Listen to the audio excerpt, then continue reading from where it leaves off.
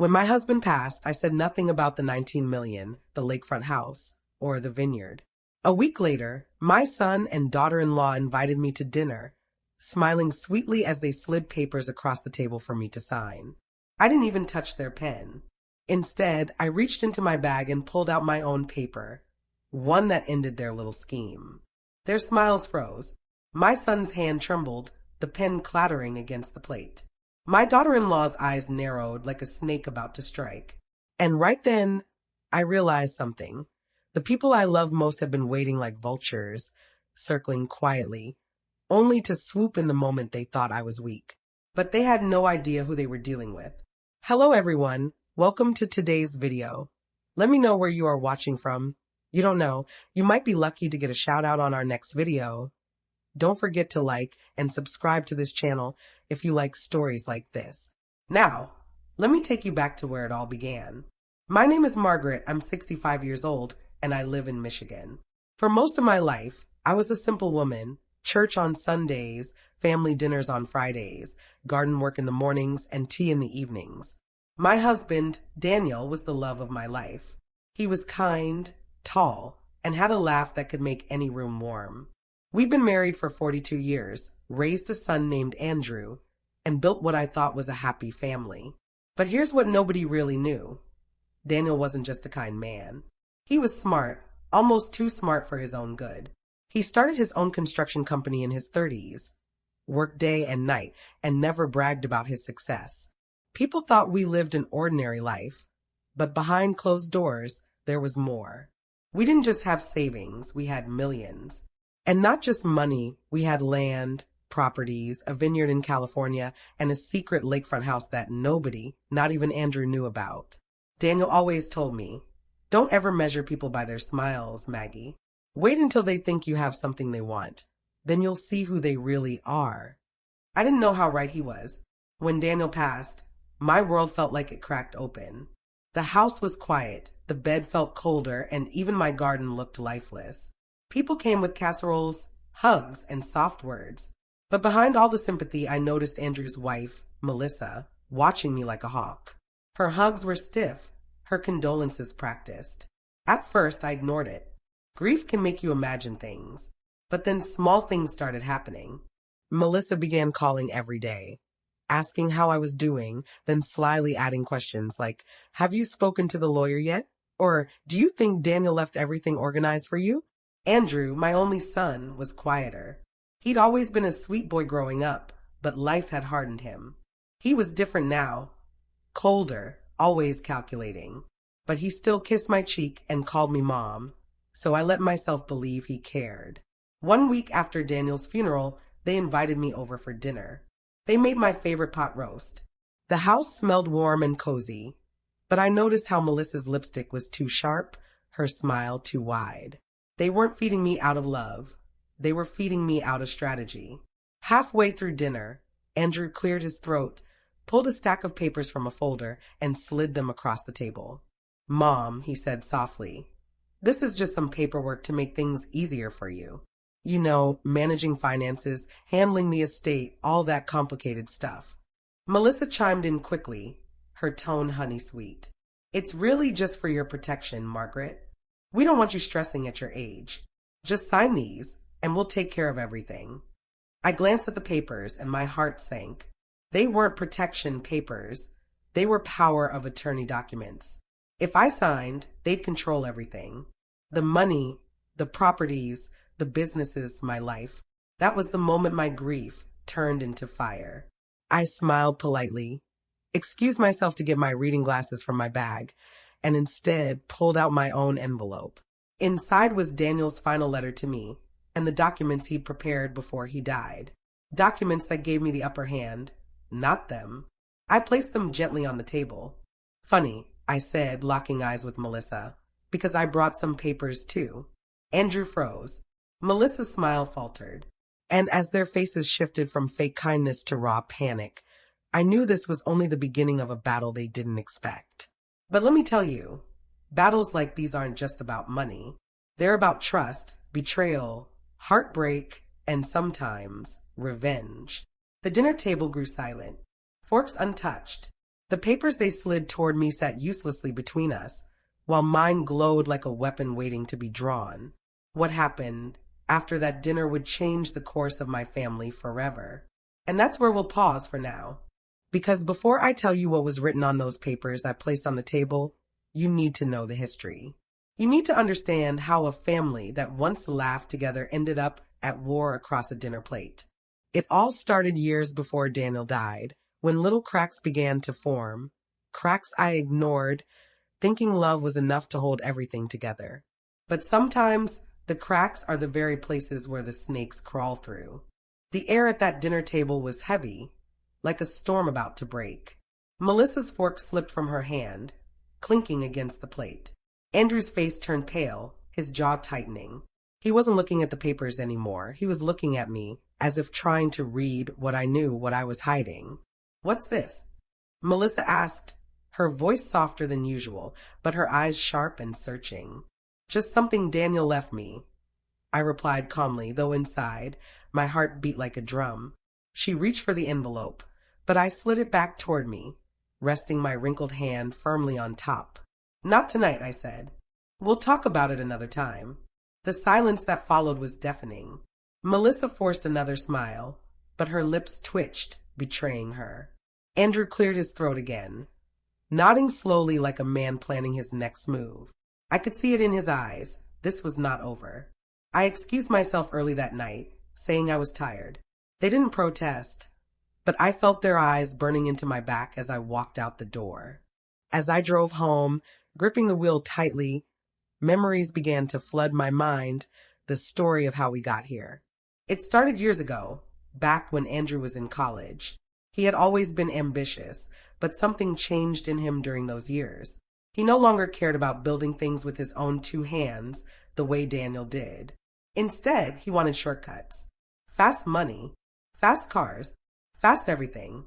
Daniel noticed first.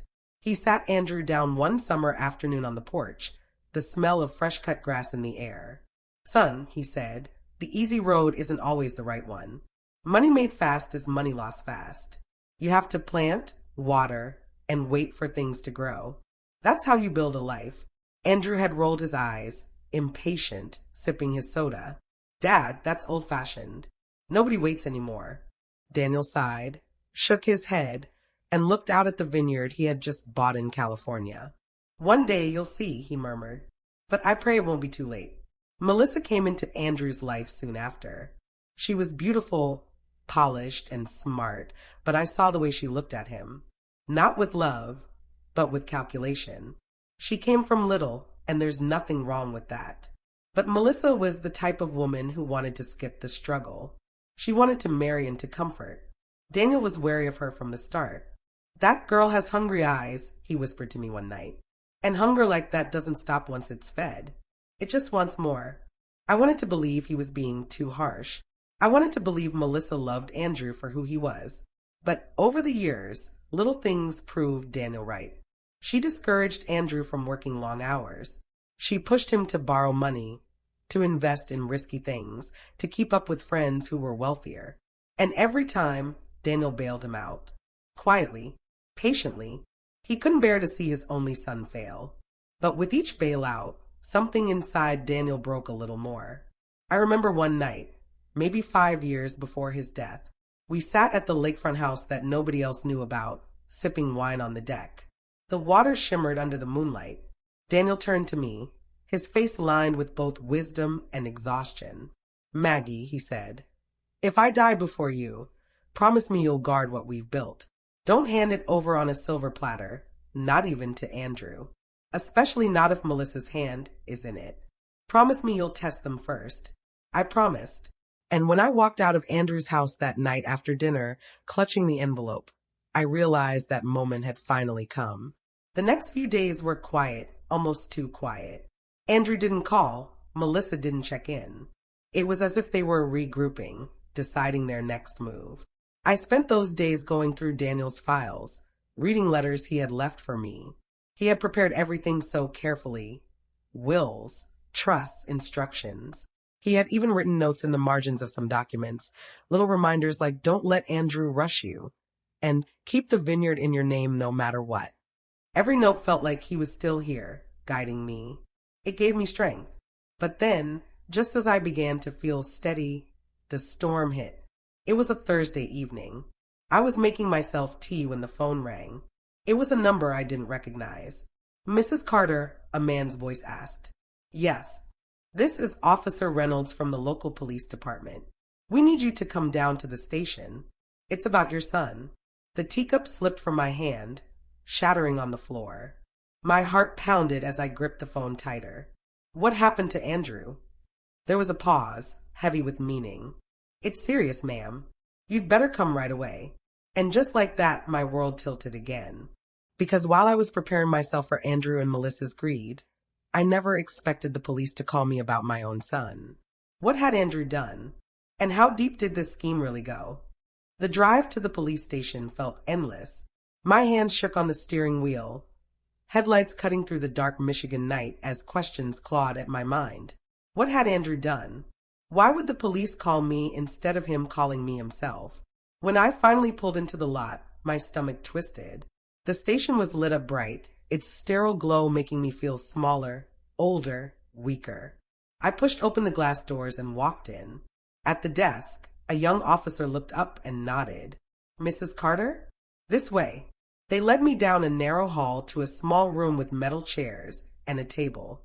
Inside, a tall man in uniform introduced himself as Officer Reynolds. He had a serious face, but his voice was gentle.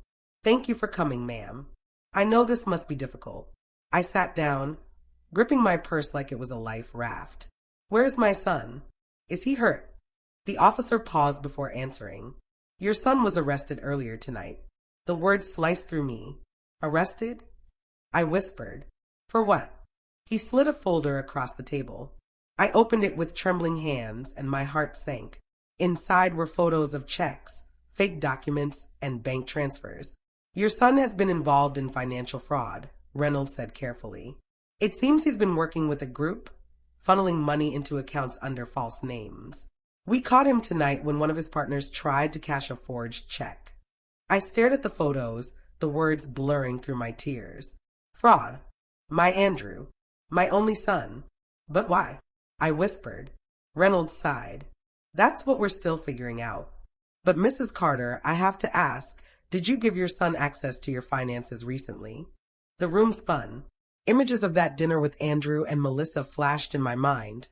Their smiles, the papers, their eagerness for me to sign. "No," I said firmly, shaking my head. "He tried, but I didn't sign anything. He doesn't control my money." The officer nodded slowly, as though that answer confirmed something. "Good," he said, "because from what we can tell, your son is in deeper trouble than he realizes. And if your finances were tied to his, it could have been worse for you too." My throat tightened. My son was sitting in a jail cell, caught in a mess that could ruin his life. And part of me wanted to cry, to rush to him, to protect him like I did when he was a boy. But another part of me, an older, wiser, sharper part, remembered Daniel's warnings, remembered Melissa's calculating eyes, remembered the papers slid across that dinner table. This wasn't just a mistake. This was a pattern. And maybe, just maybe, this arrest wasn't an end, but a beginning. They let me see Andrew for a moment before I left. He sat behind the glass, looking smaller than I remembered, his hands cuffed, his hair messy.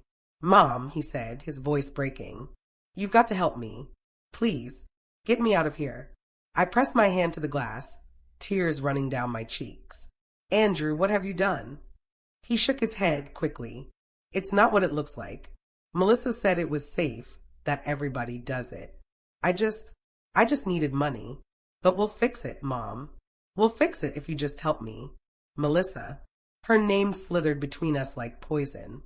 I wanted to scream, to demand answers, but the guard tapped his watch, and the moment was over. Driving home that night, I couldn't stop hearing his words. Melissa said it was safe. That was when the quiet part of the storm began. The days that followed were filled with meetings, lawyers, bail hearings, endless phone calls. Melissa played her role well. She sat at Andrew's side in court, dabbing fake tears from her eyes, whispering to him, squeezing his hand as if she were the loyal wife. But every time her gaze drifted to me, I saw the truth. There was no fear in her eyes, no sadness, only calculation. And then came the part that nearly broke me. At one of the hearings, Andrew's lawyer suggested that if Andrew could show responsibility, like helping manage family assets or businesses, it might soften the judge's view. Melissa turned to me in the courthouse hallway, her voice sugar-sweet. Margaret, this is the perfect time to revisit those papers. If you give Andrew power of attorney, the court will see he's responsible, that he has support. It'll help his case. I stared at her, stunned. My son was facing jail time, and she still wanted control of my life, my money, my home. And for the first time in my life, I hated her. But instead of screaming, I smiled, because I had a plan. The night before Andrew's next hearing, I sat at my kitchen table. The papers Daniel had left me spread out in front of me. His handwriting in the margins gave me strength. And that night, I wrote my own letter, my own instructions, my own weapon. Because if Melissa thought she could play this game, she hadn't realized yet that I could play it too. And just as I tucked those papers into my bag, the phone rang again. It was late, too late for good news. When I answered, a cold voice greeted me. Mrs. Carter? This is the hospital. We need you to come right away. It's about Melissa. I froze, my breath catching in my throat. Melissa? What had happened to her? And why did I have the sickening feeling this was about to twist everything I thought I knew? The hospital smelled of antiseptic and sorrow. I rushed through the glass doors, my heart pounding against my ribs, clutching my purse so tight my knuckles turned white. Mrs. Carter, a nurse asked as soon as I walked in. Follow me, please. Her shoes squeaked against the polished floor as she led me down a long hallway. Every step felt heavier than the last. My mind whirled. What had happened to Melissa? An accident? An attack? A setup? When we reached a small room at the end of the hall, the nurse paused, her eyes soft with pity. She's stable now, she said carefully. But it was close. She collapsed earlier this evening. Stress, exhaustion, maybe more. We ran tests and, well, the doctor will explain. Inside, Melissa lay on the bed, pale as paper and four in her arm. She looked nothing like the woman who had smiled so confidently across the dinner table a week earlier. Her eyes fluttered open when she saw me. Oh, Margaret, she croaked, her voice weak, broken. For a moment, a strange wave of guilt washed over me. As much as I despised her scheming, she was still my son's wife. She was family, at least by law. What happened? I asked softly, pulling a chair closer. She closed her eyes, whispering, Everything, it's too much. The trial, the money, the pressure. I couldn't breathe anymore. I sat silently watching her. Was this real? Or was it another performance? Another act in her endless play for control? The doctor came in soon after, holding a clipboard. He spoke calmly but firmly. Mrs. Carter, Melissa suffered a severe anxiety episode. We've stabilized her, but she needs rest. Stress like this can be dangerous if it continues. He hesitated, then added, and there's something else. Melissa is pregnant. The words hit me like a thunderclap. Pregnant. I turned to Melissa, my mouth dry. Her eyes filled with tears, and for the first time, they didn't look calculated. They looked genuinely scared. I didn't want to tell anyone yet, she whispered. But now, with Andrew in jail, with everything happening, I don't know what to do. I sank back into the chair, my thoughts spiraling. A grandchild. My first grandchild. Part of me wanted to rejoice, to smile, to feel hope again. But another part of me whispered darker thoughts. If Melissa truly was pregnant, then she had an even tighter grip on Andrew and on me. A child changes everything. A child ties people together forever. And deep inside, I wondered, was this baby a blessing? Or another pawn in Melissa's game? The next days were a blur. Melissa was discharged, though the doctors warned her to rest. She moved slower, her face softer, her hands lingering over her stomach as if she already felt the life inside. Andrew, still behind bars, didn't even know yet. I held the secret like a stone in my chest. At home, I sat in my quiet living room, staring at the old family photos on the mantel. Andrew's childhood smile beamed back at me, his arms wrapped around Daniel at a fishing trip years ago. I remembered the way Daniel's voice cracked with pride whenever he talked about being a father. He would have loved to be a grandfather. And now he wasn't here to see it. That thought made me ache. But then, like a shadow creeping in, another thought followed. What if Melissa used this pregnancy as another weapon? What if she raised my grandchild to see me as nothing more than an obstacle? The more I thought, the heavier my chest felt. And then the phone rang. It was late again. Too late for anything good. When I answered, it wasn't the hospital this time. It was Officer Reynolds. His voice was urgent. Mrs. Carter, I need you to listen carefully. Something happened tonight. One of Andrew's associates confessed. They claim Melissa was the one who planned the fraud. She pushed Andrew into it, made the connections, even forged some of the documents herself. My grip on the phone tightened until my fingers went numb. Melissa, the pregnant woman lying weak in that hospital bed, the same woman carrying my grandchild, was the mastermind behind my son's downfall. And now, the police were closing in on her. Mrs. Carter, Reynolds said firmly, we need you to come in first thing tomorrow. We'll need your testimony. If this is true, Melissa could be facing charges just as serious as your son, or worse.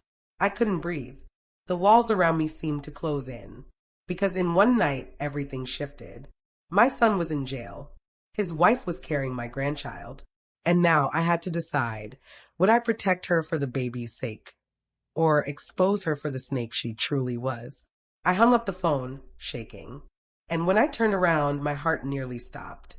Standing in the doorway of my living room, pale and furious, was Melissa. She had heard everything. Melissa's face was ghostly pale in the dim light of my living room, her hand resting protectively on her stomach, her eyes burning with fury. How much did you hear? I asked quietly, though my voice shook. Enough, she hissed. Enough to know that you're working with them, that you're going to hand me over like I'm some criminal. Her words cut through the silence like knives. My pulse hammered.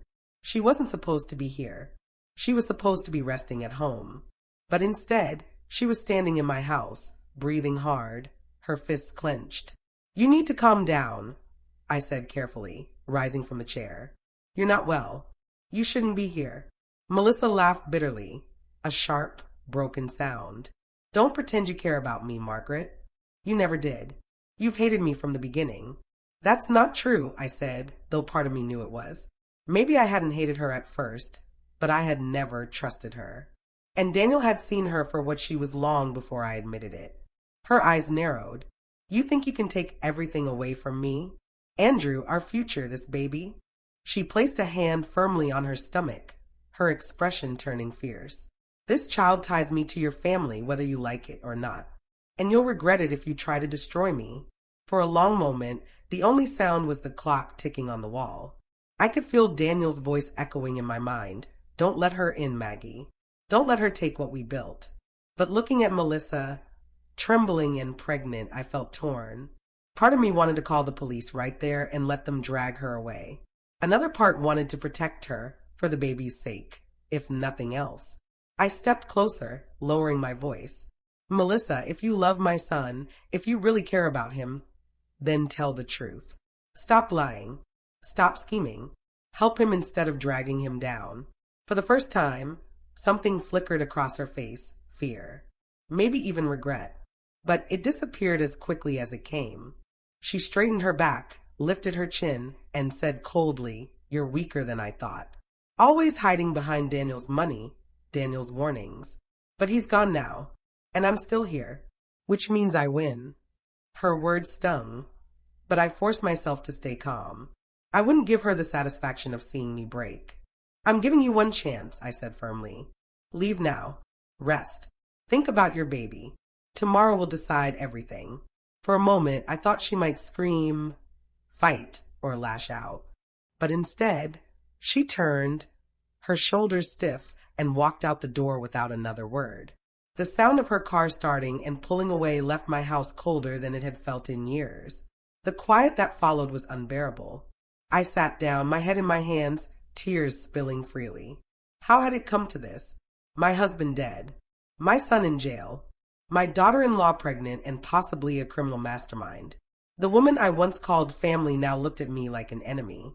The next morning, I woke up with swollen eyes but a clear mind. Daniel's documents still sat on my table, his handwriting urging me to be strong. I knew I couldn't let fear rule me. If Melissa truly was guilty, protecting her would only hurt Andrew more in the long run. I gathered my papers, packed them neatly into my bag, and prepared to leave for the police station. But when I stepped outside, my heart nearly stopped. My car was gone. Not just gone, stolen. And sitting on the porch, taped to the railing, was a single envelope with my name scrawled in Melissa's handwriting. I tore it open with shaking hands. Inside was a single sheet of paper with 6 chilling words. If you talk, you lose everything. The envelope shook in my hands as I read the words again. If you talk, you lose everything. My car was gone. The street was empty, quiet, almost mocking me. My heart thudded in my chest as my knees weakened. Melissa had crossed a line. This wasn't manipulation anymore. This was a threat. I stumbled back into the house, locking the door behind me, my breath coming in short bursts. My first instinct was to call the police. Report the car stolen. Hand them the note. Let them see Melissa for what she truly was. But then a thought froze me. What if she wasn't bluffing? What if she meant everything? My money, my house, the vineyard, the lakefront property nobody else knew about.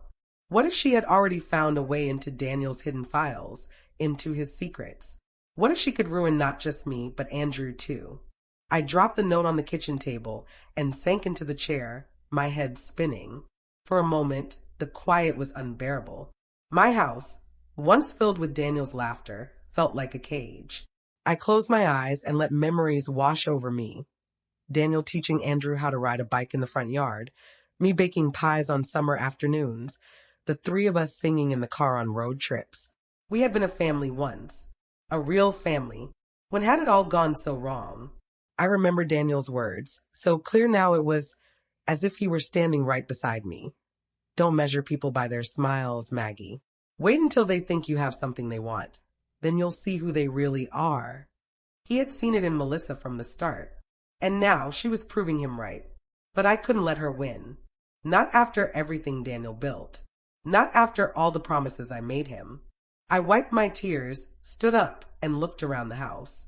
If Melissa wanted a war, she was going to get one. But not the way she expected. Instead of going to the police station that morning, I drove Daniel's old truck, the one Melissa didn't know existed, into town. I parked 3 streets over, just in case she was watching. At the police station, I met Officer Reynolds again. He looked surprised to see me. Mrs. Carter, I wasn't sure if you'd make it in today. I pulled the note from my purse and handed it to him. His eyes scanned the words, his jaw tightening. This is serious, he said. If she's making threats, we can act on this. But I shook my head. Not yet. If you move too soon, she'll slip away. I need to know how deep this goes. I need to know if Andrew is telling the truth, that she pulled him into this mess. Reynolds leaned back, studying me. You understand, if you play this game, it's dangerous. People like her don't stop until they get what they want. I nodded slowly. Neither do I. The quieter days that followed felt like the calm before a storm. Melissa didn't call. She didn't visit. She didn't show her face at the hearings. It was as if she had disappeared. But I didn't trust it. I began searching through Daniel's files more carefully, looking for anything Melissa might know or might be after. That was when I stumbled across something I had forgotten.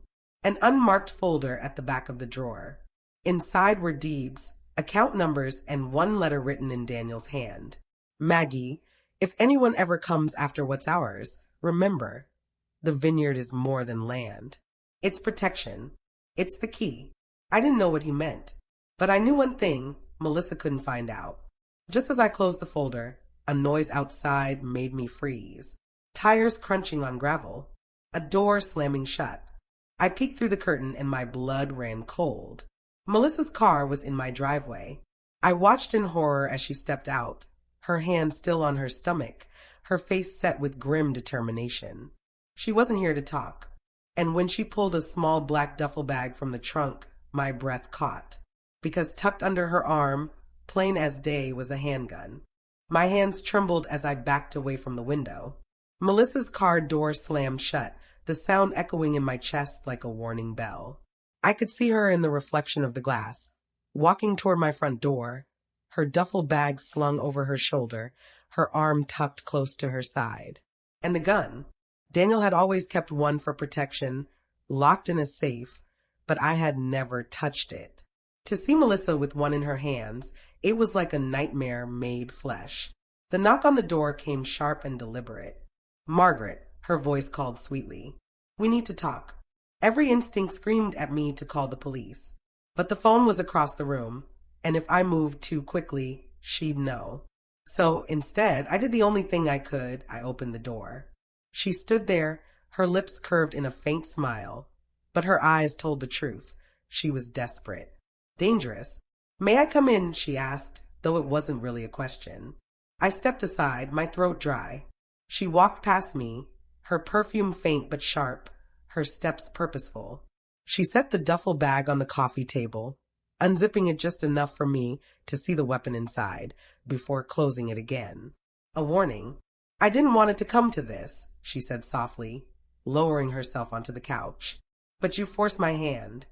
I sat across from her, my hands clasped together to keep them from shaking.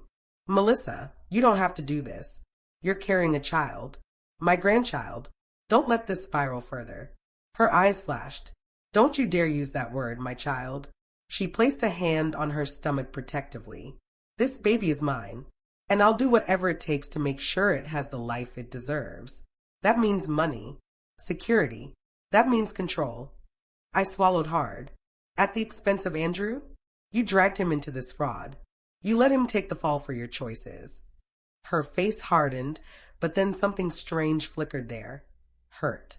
Andrew wanted everything fast. He was reckless. He begged me to help him. I only gave him the tools. If he's in trouble, it's because he couldn't handle it. The word stung. My son, so lost, so broken. And now I saw the twisted truth. They fed each other's weakness. His hunger for shortcuts. Her hunger for power. Melissa leaned forward, her voice a whisper now. "Sign the vineyard over to me, Margaret. That's all I need. Once it's mine, I'll take care of Andrew, of the baby, of everything. Nobody has to know about the fraud. I'll make it all disappear." Her words made my blood run cold. She knew about the vineyard. Somehow, she had discovered Daniel's secret. For a moment, silence stretched between us, thick and suffocating. The clock ticked on the wall, each second louder than the last. I forced myself to look calm, though my chest burned. "Melissa, do you even hear yourself?" Threatening me, waving a gun around, demanding property that doesn't belong to you? That's not a future. That's prison. Her lips curled into a bitter smile. "Then maybe we both go down together." The quiet moment that followed was worse than any shouting. Her hand hovered near the bag, her fingers twitching. I could feel the air change, the tension so heavy it could snap. And then, before I could speak, before I could move, a sound shattered the silence. Glass breaking, from the back of the house. Melissa whipped her head around, her eyes wide, one hand darting toward the bag. My pulse raced as footsteps echoed down the hallway. Someone else was inside the house. The sound of shattering glass echoed through the house like a gunshot. Melissa jumped to her feet, her hand already on the zipper of the duffel bag. Her eyes darted toward the hallway, fear flashing across her face. "Did you set me up?" she hissed, her voice trembling now.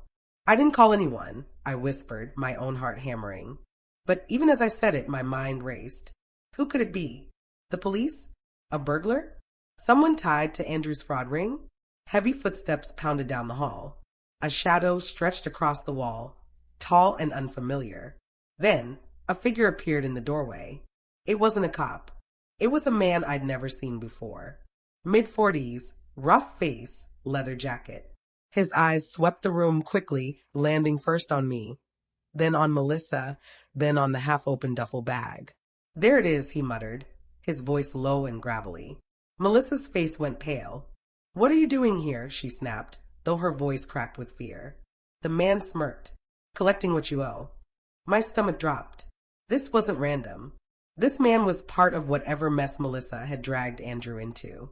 Melissa stepped in front of the duffel bag, protectively. "You're not getting anything. Not here. Not now." His smirk faded into a glare. "Then maybe I take it by force." His hand slipped into his jacket, and the metallic glint of a weapon caught the light. I froze, caught between two devils, Melissa with her bag, and this stranger with his gun. For a few tense seconds, no one moved. The only sound was the clock ticking and the faint creak of the man's boots on the floor. "Margaret," Melissa whispered suddenly. Her voice sharp but low, "Stay quiet. This doesn't concern you." But it did. It always had. Because if this man was here for money, for debts, for fraud, it was all tied back to Andrew. And Andrew was my blood. I steadied my voice, surprising even myself. "If you're here for money, you won't find it. Daniel made sure of that. Whatever promises she gave you, whatever deals, there lies." The man turned to me slowly, his dark eyes narrowing. "And how would you know that, old woman?" I held a stare, though my knees shook. "Because I was married to Daniel Carter. And Daniel Carter never let a snake keep the key to his vault." Melissa's face twisted with rage. "Shut up," she screamed, her hand lunging for the duffel bag. The man moved at the same time, pulling a pistol from his jacket. And before I could blink, the gunshot tore through the air. The lamp shattered beside me, glass spraying across the floor. I ducked, heart slamming against my ribs, the smell of gunpowder choking the air. Melissa screamed, clutching her stomach, not from a bullet wound, but from shock, terror, and the weight of what was happening. The man snarled, stepping closer. "Enough games. Give me the bag." Melissa bent low, her hand gripping the weapon inside the duffel. Her eyes met mine for one brief, electric second, and I knew she was about to shoot. But not at him. At me. The crack of the gun split the air like lightning. I flinched, throwing myself sideways, the carpet scraping against my palms as I hit the floor. My ears rang, the smell of smoke thick in the room.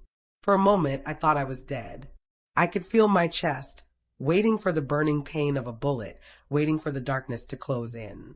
But it didn't come. The man in the leather jacket grunted, stumbling backward. A dark stain spread across his shoulder. Melissa's shot hadn't hit me.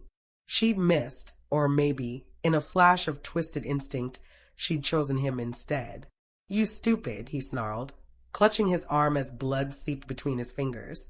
His pistol clattered to the floor, spinning across the wooden boards. Melissa didn't hesitate. She dove for it, her belly heavy, her breathing ragged. She grabbed the gun and pointed it at him, her hand shaking but steady enough to kill. "Stay back," she screamed. The man froze, his teeth clenched against the pain.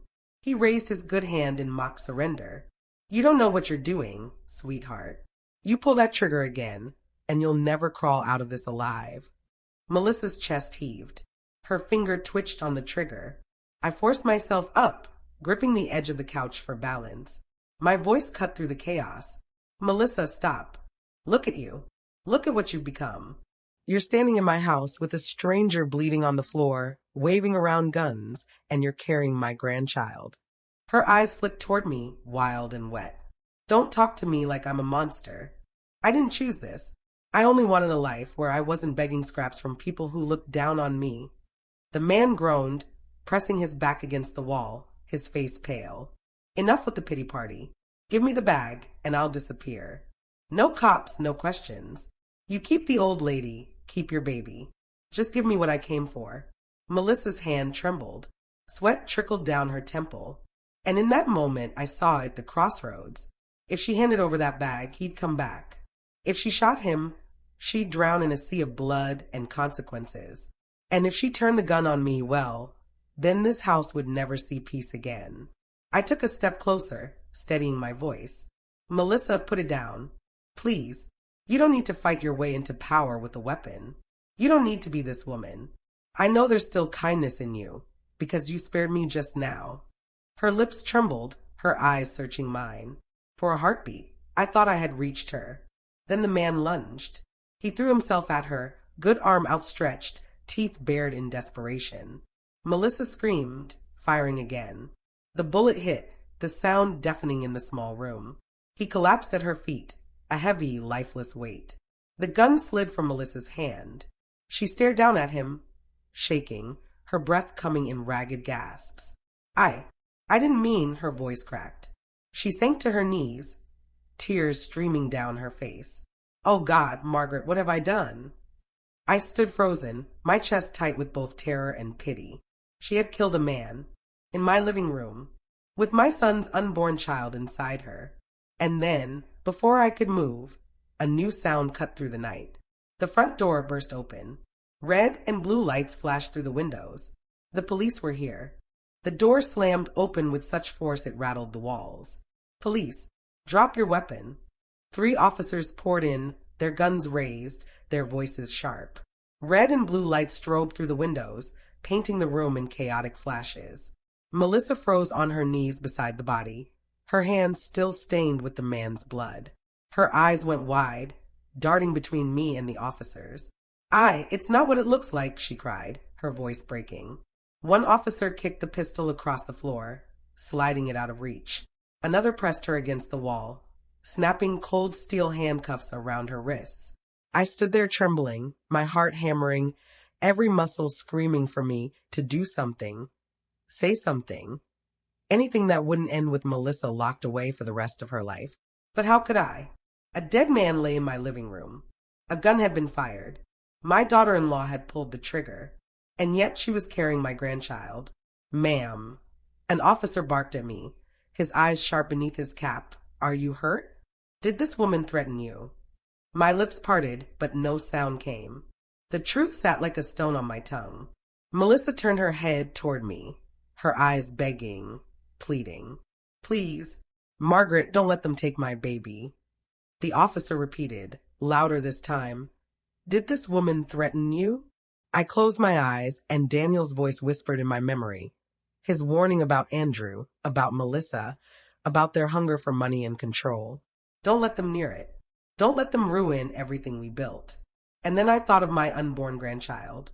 Innocent, blameless, trapped inside all this madness. When I opened my eyes, my decision was made. No, I said firmly. My voice steadied, stronger than I expected. She didn't threaten me. The man on the floor, he broke in. He had a gun. She defended us. The room went quiet for a beat. The officers exchanged glances. One of them knelt by the body, checking for a pulse. He shook his head. Dead. Melissa's lip quivered. Relief and shock battled across her face. The officer nearest me lowered his weapon slightly. So you're saying the deceased was the aggressor? And she acted in defense. Yes, I said without hesitation. My voice didn't waver. That's exactly what I'm saying. The officers holstered their weapons, though the tension in the air still buzzed like static. One began making calls on his radio, murmuring about homicide, self-defense, evidence. Melissa leaned against the wall, still cuffed, still trembling, but alive. Safe for now. And me. I stood in the middle of my ruined living room, my heart torn between the truth I had just buried and the lie I had chosen to protect. But just as the air began to settle, another officer stepped into the doorway, his expression grim. He held up a folded piece of paper sealed in a clear plastic bag. Found this outside, tucked under the window, he said. Looks like it was left for her. He nodded toward me. I frowned. For me. The officer handed it over. I stared at the paper through the plastic. My name was scrawled on the front in hurried handwriting. I tore it open with shaking hands. Inside was a single sentence, written in dark ink. We know about the 19 million. You can't hide it forever. My breath caught in my throat. The officers didn't notice, too busy with their radios and crime scene notes. But Melissa did. She saw my hand tremble, saw the color drain from my face. Her eyes widened. She knew. Melissa's eyes locked on the letter in my hand, her whole body stiffening. What is that?" she whispered, her voice sharp despite the cuffs around her wrists. I folded the paper quickly, slipping it into my pocket. "It's nothing. Just trash. Someone's sick joke." But her gaze cut right through me. She wasn't buying it. The officers were still talking among themselves, busy photographing the scene and bagging evidence. To them, this was just another long night of reports and paperwork. But to Melissa, it was different. She saw the panic in my eyes. She heard the tremor in my voice. And Melissa, clever as a snake, smelled blood in the water. There's money, isn't there? She hissed under her breath, her voice low so only I could hear. That's what this is about. All of this. I forced a tight smile, though my stomach churned.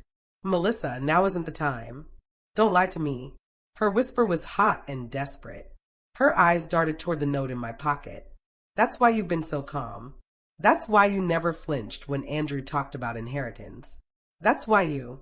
Her voice cracked, her face twisting with betrayal. You've been hiding it from us. From your own family. I froze. I had never said a word to her, not a single slip. Daniel had warned me the moment his diagnosis came in. Don't trust them, Margaret. Not with this. They'll eat you alive. So I stayed silent. When he passed, I mourned in private. I let Andrew and Melissa believe there was nothing but his pension and our modest home. Meanwhile, the account swelled. The vineyard thrived in Napa Valley, and the lakefront house in Michigan sat untouched, waiting. I told myself it was for the best, that if I kept it hidden long enough, they'd learn to stand on their own feet. That maybe one day, I'd reveal it to the grandchild, skipping the greed of the parents altogether. But now, the truth was clawing its way into the open. Melissa leaned closer, her voice trembling but laced with venom.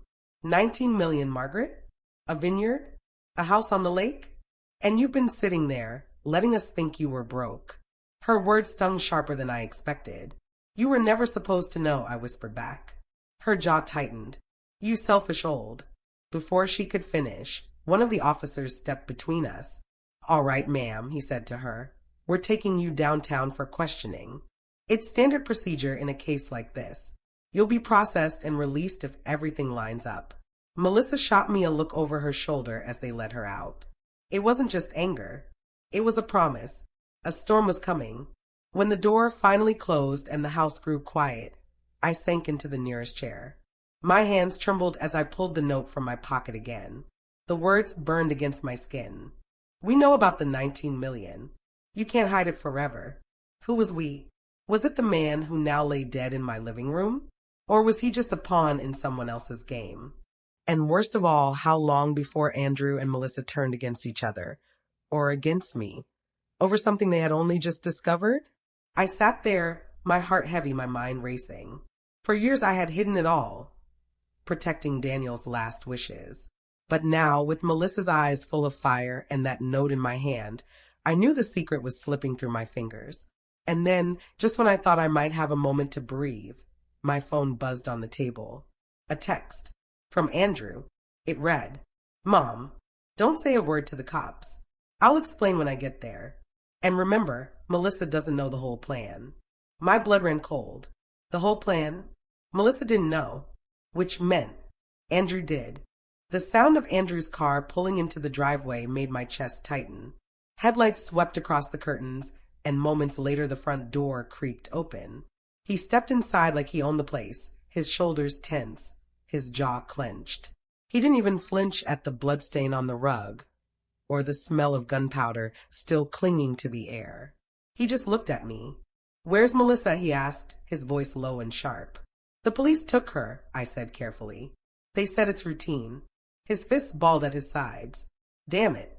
He started pacing the room, running his hands through his hair. She wasn't supposed to pull the trigger. That wasn't part of the plan. I froze. The word again. Plan. My throat went dry. Andrew, I said, choosing my words like walking on glass. What plan are you talking about? He stopped pacing and turned, his eyes narrowing. For a moment, he looked at me like he wasn't sure if I was friend or enemy. You really want to play dumb with me, Mom? His voice dropped lower, darker. Don't insult me. I know about the accounts. I know about the vineyard, the house, all of it. The words sliced through me. He knew. How long? I whispered. Long enough, he snapped. Dad's been gone a year, and you thought you could just sit on everything? Like we wouldn't notice? Like we wouldn't figure it out? I shook my head, my chest aching. It wasn't about hiding, Andrew. It was about protecting. Your father didn't want. Don't, he cut me off, his eyes blazing. Don't bring Dad into this. He's the reason we're in this mess. He could have made things simple, but no. He trusted you. And look what you did. You made me and Melissa beg for scraps while you sat on millions. The venom in his words stung worse than I imagined. This was my son, the boy I raised, the man I once believed still had a good heart. But the way he looked at me now, it wasn't love. It wasn't even disappointment. It was hunger. I tried to steady my voice. Andrew, this isn't the way. You and Melissa, you've been circling me like wolves. And for what? Money? You don't understand what that kind of greed can do to a family. He smirked bitterly. Greed? No, Mom. Survival. You think this world is kind to people who play fair? You think Melissa and I haven't had doors slammed in our faces, bills we couldn't pay, people looking down on us because we didn't have what you've been hoarding? His voice rose, shaking with rage. 19 million, Mom. 19 million, and you let us drown. The room went quiet after his outburst. I felt small in my chair, but I didn't break eye contact. So what now, Andrew? I asked softly.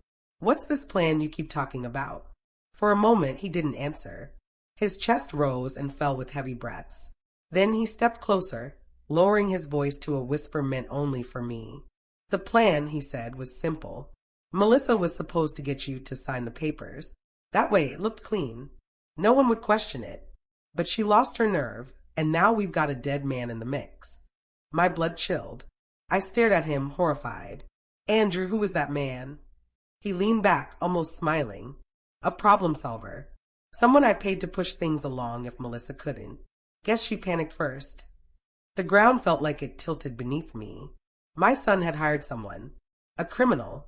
And now that man was lying dead in my living room. And you, Andrew continued, his voice turning cold, are going to fix this. You're going to tell the cops it was all self-defense. You're going to keep quiet about everything else. And when this blows over, you're going to hand over what's ours. I stared at him, my hands trembling. And if I don't? His smile widened, chilling me to the bone. Then, Mom, he said softly, you won't just lose your money. You'll lose your freedom. Because dead men can't defend themselves, and Melissa already told me what you whispered before the cops came in. I froze. The memory of those words, me telling Melissa, you were never supposed to know, came rushing back. He knew I had cracked. He knew I had secrets. And now he was going to use them. Andrew leaned against the wall, arms crossed, his face dark with calculation. You're going to fix this, Mom, he said again, his voice calm now, too calm. The kind of calm that came before a storm. You'll tell the cops the man broke in. Self-defense. End of story. Nothing about money. Nothing about the vineyard. Nothing about Dad's accounts. And Melissa? I asked carefully. She'll play along once she cools off, he said with a dismissive wave. Don't worry about her. I'll handle Melissa. I studied him. My son. My blood. And yet, in that moment, I barely recognized him. His words weren't those of a desperate man.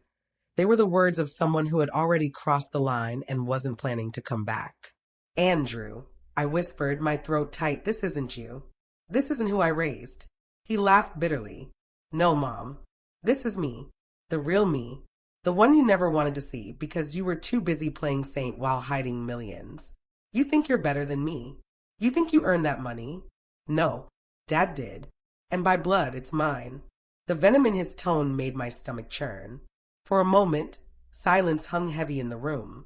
My heart raced as I thought about Melissa, about the way she had looked at me when she realized the truth, about the way Andrew dismissed her like she was just another pawn.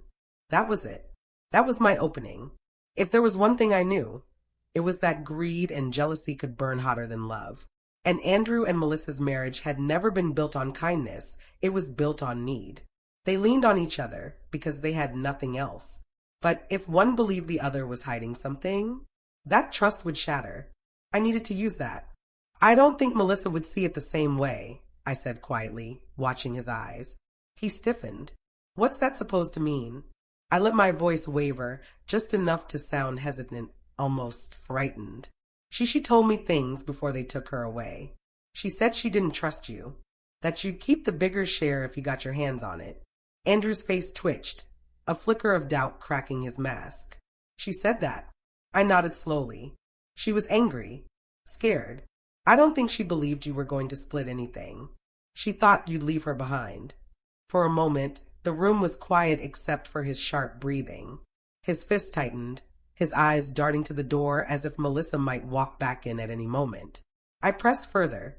Andrew, I've seen the way she looks at you. It isn't trust. It's suspicion. And when the police start pressing her, she might say things that don't match your story. His jaw clenched. I could see the storm building in him, the rage twisting beneath the surface. Good, I thought. Let it eat at you. Let it make you turn on each other. But then, Andrew did something that made my blood run cold. He reached into his jacket pocket and pulled out a phone. Melissa's phone. I took it when they cuffed her, he said flatly. Before they got her in the car. She won't have a chance to tell them anything I don't want her to. My stomach dropped. He wasn't just thinking one step ahead. He was controlling the game. He scrolled through her messages, his eyes narrowing as he read. You're right, Mom. She doesn't trust me. Look at this. She's been talking to someone else about an escape plan. He turned the screen toward me, and there it was, Melissa's words. If Andrew doesn't deliver, I'll take matters into my own hands. He thinks I'm stupid, but I'll get the money first. I gasped softly, my heart racing. Melissa had already betrayed him. Andrew's face twisted into something dark, something dangerous. He slipped the phone back into his pocket and leaned close to me, his voice low and icy. You were right about her, he said. She's a snake. But snakes can be cut down before they bite. I swallowed hard, my skin crawling. Andrew, what are you saying? His smile chilled me to the bone. I'm saying, he whispered, Melissa's usefulness has run out. And tomorrow, I'm going to make sure she never gets the chance to ruin this. Andrew paced the length of the room, his face shadowed by the dim light overhead. His voice was calm, too calm, the way a predator moves before it strikes. Here's how it's going to go, he said, almost to himself. Melissa's in holding now, scared and angry. Tomorrow morning, she'll get her chance to talk. If she does, she'll bury me and you. So before that happens, he stopped, staring out the window as if picturing it. We make sure she never talks again. I froze. My heart hammered, so hard I thought he could hear it. Andrew, I whispered, you don't mean.